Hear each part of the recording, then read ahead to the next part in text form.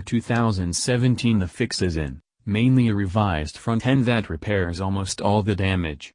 The grille opening flips 180 degrees to form a conventional trapezoid shape. By having corners that converge upward, the inner edges of the headlights present natural, parallel edges with the central opening. Those alterations, plus the smooth sheet metal, eliminate the crisscrossing angles and geometric leftovers from the previous generation SL.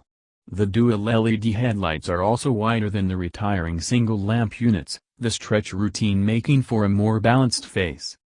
Known as the SL400 presently, the SL450 carries over the 3.0-liter twin-turbo V6, but brings with it 32 more horsepower and 15 more pound-feet of torque, totaling 362 horses and 369 pounds-to-foot.